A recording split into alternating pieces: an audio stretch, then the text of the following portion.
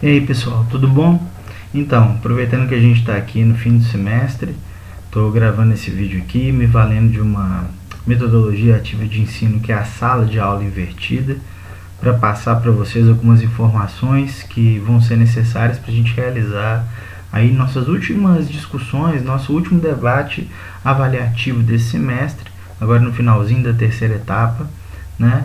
E aí aproveitando para falar tanto para o primeiro período de medicina, eu até fiz uma cola aqui, é medicina, farmácia, nutrição, enfermagem, fisioterapia, portanto para os alunos da disciplina Saúde, Sociedade e Ambiente 1 e também da disciplina Socioantropologia, porque ambas disciplinas agora, todas essas turmas estão discutindo os mesmos assuntos, as mesmas questões. No caso, a gente está aqui discutindo, a partir desse vídeo, já é matéria de aula anterior, tanto para a turma de Socioantropologia, quanto para a turma de Saúde, Sociedade e Ambiente 1, que é a famosa MED 113. Para o pessoal de Socioantropologia, aquilo que eu vou discutir aqui, vou fazer um esforço gigantesco para fazer um vídeo curto, não muito extenso. Já foi alvo de debate, em parte, né? Para a turma de medicina, a gente começou a discutir na última sexta-feira. Então, o que é? A gente está aqui para discutir questões relacionadas às políticas nacionais de saúde integral da população negra e da população LGBT. É uma discussão que eu estou chamando aqui, no slide, de raça, gênero e sexualidades, iniquidades e desafios bioéticos na saúde. Ou seja, questões que tocam diretamente essas duas populações, essas duas concentrações de pessoas em nosso país que enfrentam enormes dificuldades do ponto de vista social, e essas dificuldades, entre elas o racismo, a homofobia, a transfobia, se transformam em importantes determinantes sociais em saúde. O que a gente quer aqui discutir é de como o ambiente da saúde, de como as questões relativas à saúde, de como o próprio sistema único de saúde pensa essas questões e tenta combatê-las.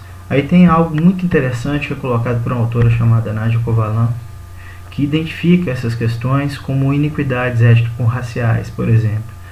Inclusive, não apenas étnico-raciais, mas de gênero. E como enormes desafios bioéticos aqui no Brasil e em vários outros lugares do mundo. Então ela coloca o seguinte: há de se destacar a maneira como os movimentos sociais, negros, indígenas, mulheres e LGBT têm, pelo menos desde a década de 60, aqui no Brasil mais fortemente a partir dos anos 80, se apropriado das categorias etnia, raça, gênero e identidade, ressignificando-as a partir de suas próprias interpretações políticas, forjadas por suas singulares experiências como antigos objetos de estigmatização e exclusão. Estigmatização e exclusão muito antigas, né, e que no século XX, por exemplo, levaram a absurdos muito grandes, praticados inclusive dentro do próprio universo da saúde. Então, com a turma de medicina, mais especificamente, a gente discutiu isso quando a gente estava debatendo a respeito da eugenia. Então, vocês podem reavivar a memória em relação a isso, aquilo que ocorreu de maneira mais viva na memória das pessoas durante a Segunda Guerra Mundial, mas não foi um fato localizado apenas na Alemanha nazista, mas que teve, né, uma série de replicações mundo afora, inclusive aqui no Brasil. Uma discussão muito grande em torno daquilo que a gente chama de eugenia. Vai destacar as possíveis interações ou equivalências apontadas aí por essa autora, Nádia Kovalan, entre raça e gênero, por exemplo, especialmente no que se refere ao gênero feminino, quanto aos processos de exclusão historicamente construídos e infelizmente ainda persistentes, sobretudo no que tange ao universo das mulheres negras no contínuo da experiência escravista, que é algo que ambas as turmas, né, em ambas as disciplinas a gente já discutiu.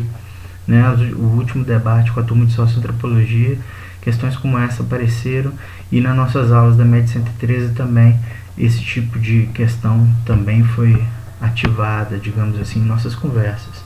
E aí, falando primeiramente da Política Nacional de Saúde Integral, já discutida com as duas turmas, né, com a turma de MED 113 mais rapidamente no nosso último encontro, e já debatida em termos de avaliação com as turmas que cursam a disciplina Socioantropologia. A Política Nacional de Saúde Integral da População Negra é uma resposta do Ministério da Saúde às desigualdades em saúde que acometem essa população e o reconhecimento de que suas condições de vida resultam de injustos processos sociais, culturais e econômicos presentes na história do Brasil e que estão estruturalmente aí sobrevivendo, infelizmente. A resistência dos movimentos sociais vem denunciando a indignidade das condições de vida da população negra, traduzindo-as em reivindicações por políticas públicas que produzam a desigualdade e ampliem a equidade no acesso aos bens e serviços públicos. E aqui, numa discussão específica, bens e serviços públicos de saúde. Inclui ações de cuidado, atenção, promoção à saúde, prevenção de doenças, bem como a gestão participativa, participação popular e controle social, produção de conhecimento, formação e educação permanente para os trabalhadores de saúde, visando a promoção da equidade em saúde da população negra. É algo muito importante de se discutir, que está presente no espírito da política, é de pensar em como institucionalmente o próprio Sistema Único de Saúde pode reproduzir desigualdades raciais, especialmente a partir do chamado racismo institucional. Ou seja, como o próprio sistema de saúde ele pode repelir as pessoas, ele pode não acolher, pode não dar acolhimento. Como o racismo ele pode se manifestar de maneira clara nas atitudes das pessoas que estão dentro do próprio sistema e representam as instituições diversas que fazem parte desse sistema, numa UBS, num hospital, num consultório, etc. Então, de como gerar subsídios para que as pessoas entendam essa situação e combatam o racismo institucional. Para além disso, tem a questão dos dados, assim, que durante algum tempo foram tidos como inexistentes para se medir o racismo, mas objetivamente tem como identificar as iniquidades raciais existentes em nossa sociedade e indicar como elas podem se transformar em determinantes sociais em saúde. Por exemplo, as diferenças de rendimento entre negros e brancos, a situação de extrema pobreza entre negros e brancos, a taxa de analfabetismo entre brancos e negros e as taxas de encarceramento da nossa terceira maior população carcerária do mundo. Não é uma posição de medalha de bronze que não deve ser comemorada. Ou nas questões de educação, aqui dados do Instituto de Pesquisa Econômica Aplicada, o IPEA, para 99 e 2009, mostrando a diferença de concentração de anos estudados para homens e mulheres brancos e negros, por exemplo. A educação superior também se apresenta de maneira bastante clara a desigualdade existente entre esses, digamos, 4 grupos: homens e mulheres brancos, mulheres e homens negros, por exemplo, né? A quantidade desigual. Também em questões relativas à previdência e assistência social, aqui especificamente em relação ao Bolsa Família, dados de 2006, 70% das famílias negras atendidas, ou seja, mostram a concentração delas em uma faixa populacional que requer assistência social e 30% para as famílias brancas. Ou nas taxas de desemprego, né, observadas no ano de 2009, também pelo IPEA, uma verdadeira escadinha em termos percentuais dos homens brancos para os negros, dos homens negros para as mulheres brancas e das mulheres brancas para as mulheres negras, por exemplo. Ou em dados específicos da saúde. Por exemplo, número de mortes maternas, segundo principais causas, entre brancas e negras no Brasil entre 2000 e 2012. A gente observa aí o gráfico de cima, o conjunto de questões em cima e embaixo, a maneira como há incidências altas para algumas questões, mas como, por exemplo, para mulheres brancas há uma queda, com exceção da última razão, e aqui há um aumento com exceção para a primeira razão. Ou seguindo ainda, coeficiente de detecção de casos novos de hanseníase no Brasil, entre brancos e negros de maneira geral, ou novos casos de tuberculose segundo a variável raça-cor para 2014, né? Ou, por fim, distribuição percentual dos casos de gestantes com sífilis entre brancas e negras por ano de diagnóstico entre 2005 e 2016. E aí, nesse sentido, em relação a esses dados, e uma discussão internacional em relação à possibilidade de aferi-los ou não, que existiu durante algum tempo, eu estou indicando aí como material para que vocês possam somar esse vídeo. É um vídeo, na verdade, uma conferência, um TED do professor David R. Williams, lá da Universidade de Harvard, nos Estados Unidos, intitulada Como o Racismo nos Deixa Doentes. Essa conferência do professor David eu passei na última aula para a turma de MED 113. Estou apresentando o link agora, vou mandar o link por e-mail na descrição aqui do vídeo, para que todo mundo possa ver, aqueles que não estavam na aula lá da medicina, para os alunos de socioantropologia, em que ele discute essas questões da mensuração, né, de dados que indicam a maneira como o racismo tem um efeito, como as desigualdades raciais têm um efeito direto no âmbito da saúde. Uma discussão bem interessante que ele faz, um estudo que é referência internacionalmente. E aí, a Política Nacional de Saúde Integral da População LGBT, né, que é a novidade aqui para todo mundo, busca implantar ações para evitar a discriminação contra lésbicas, gays, bissexuais, travestis e transexuais nos espaços e no atendimento de serviços públicos de saúde. Esse deve ser um compromisso ético-político para todas as instâncias do SUS, de seus gestores, conselheiros, de técnicos, de trabalhadores da saúde de maneira geral. E essa é uma questão importantíssima, porque da mesma forma como existe o racismo institucional que eu mencionei agora há pouco em relação à política para a população negra, que é uma das discussões colocadas por ela, a discriminação por orientação sexual e identidade de gênero é fortíssima dentro do SUS. É uma discussão muito importante que deve ser feita de como a gente ainda enfrenta problemas de acolhimento da população LGBT no Sistema Único de Saúde. Ou seja, as pessoas, muitas vezes, especialmente travestis e transgêneros, e transexuais, deixam de procurar acolhimento em saúde porque são discriminados no sistema, sendo que existem políticas públicas direcionadas a essa população. Ou seja, isso é algo que tem que se discutir como um desafio bioético, um compromisso a ser assumido por todos os trabalhadores e trabalhadoras de serviço. E aí, então, continuando a falar da essência da política, ela tem como sua marca, né, o reconhecimento de que a discriminação por orientação sexual e por identidade de gênero incide na determinação social da saúde, no processo de sofrimento e adoecimento decorrente do preconceito e do estigma social a que está exposta a população de lésbicas, gays, bissexuais, travestis e transexuais.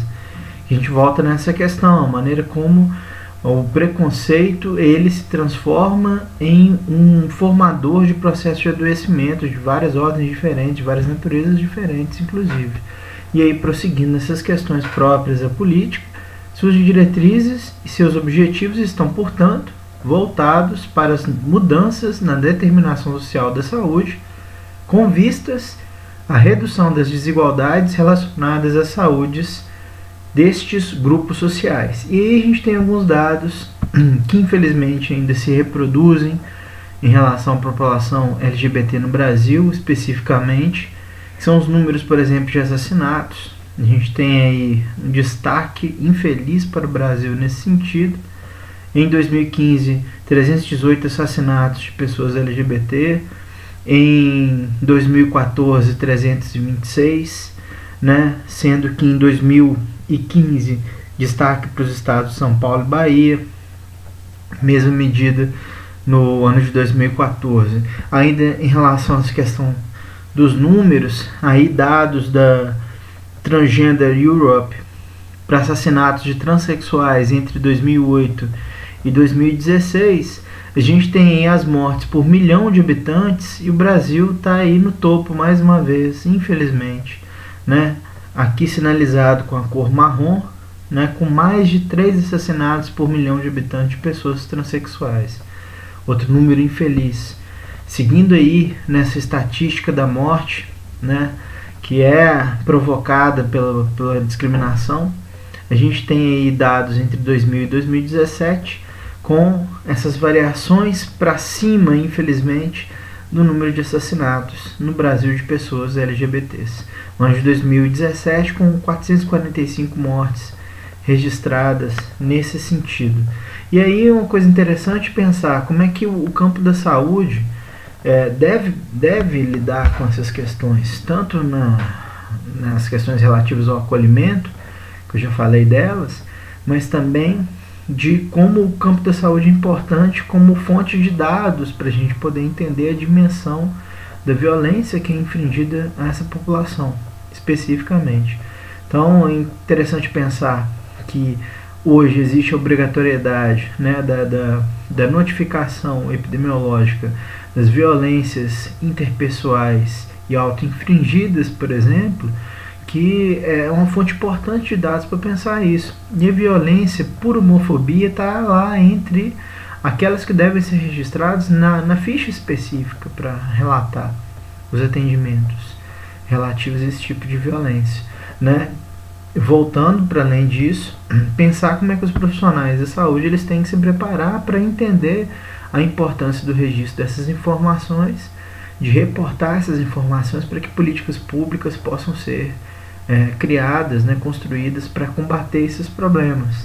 E interessante essa campanha do próprio Ministério da Saúde, chamando atenção para a necessidade do acolhimento adequado a todas as pessoas no sistema, que tem dentre seus princípios a universalidade, o acolhimento de todos, sem distinção discriminatória nesse sentido. Respeitar a identidade de gênero contribui para que os usuários e usuárias se sintam acolhidos no serviço de saúde, o que é um problema muito grande, que leva ao afastamento do serviço em saúde, da atenção em saúde, e pode levar as pessoas a processos muito sérios de adoecimento. Por exemplo, aqui mais uma imagem dessa campanha do próprio Ministério da Saúde. Travestis e transexuais têm o direito ao acolhimento e atendimento livre de discriminação na rede de saúde, desde o uso do nome social, o acesso à hormonioterapia, até a cirurgia de adequação do corpo à identidade de gênero, que é uma questão